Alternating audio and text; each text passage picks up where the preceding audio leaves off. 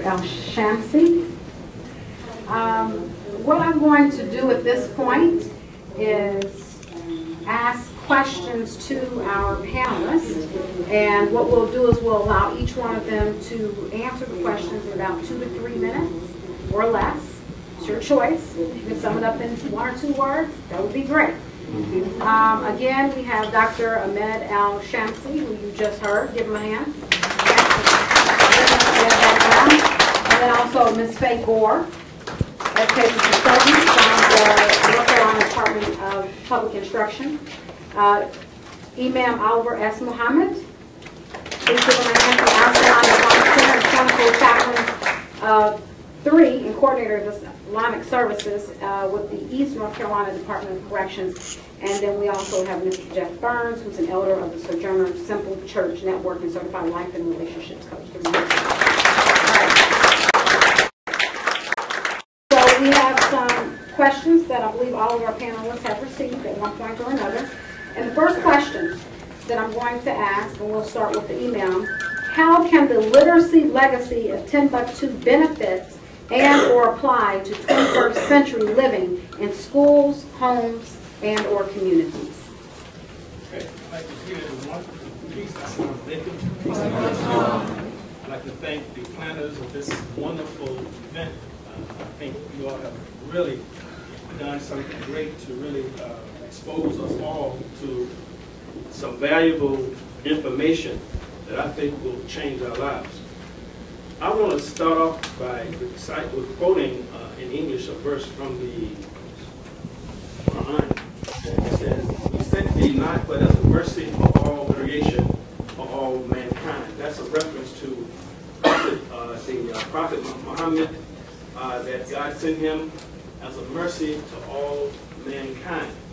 And what this verse alludes to is that what he brought was to make life easy for all human beings. And one of the major ways that he would do that was to educate humanity, that he would bring to them a specific kind of knowledge that they could use to better their lives. And with that, when we read the Quran and his life, and when he received the first words from God, the first words that came from God was read. God didn't tell him who he was. He told him to read. And he told him that in this surah, very short surah, it was the first one that came to him. On 2 occasions in that same surah, he tells him to read. He first tells him, say, read in the name of thy Lord and cherisher, who created man out of a clot of congealed blood. And then he said, read, thy Lord is most bountiful. He taught the use of the pen, taught man that which he did not know. He taught him what he did not know. And so with that being the first words that was revealed to him, and the backdrop for these is so important that you know that the society in which he grew up in was called the age of ignorance. And the prophet himself was a man who had never had any formal schooling, and of course he had never come into contact with the sacred word of God. So but the first one that came to him was read. So that sets the foundation for the Islamic mind or the Muslim mind to appreciate the value of knowledge and the value of learning. And so what we can gain from Timbuktu and how it can apply to us in this time is that we have to appreciate how faithful these scholars were and the people were to the Quran and to the Prophet Muhammad himself, and in the higher values and the higher principles that he was preaching.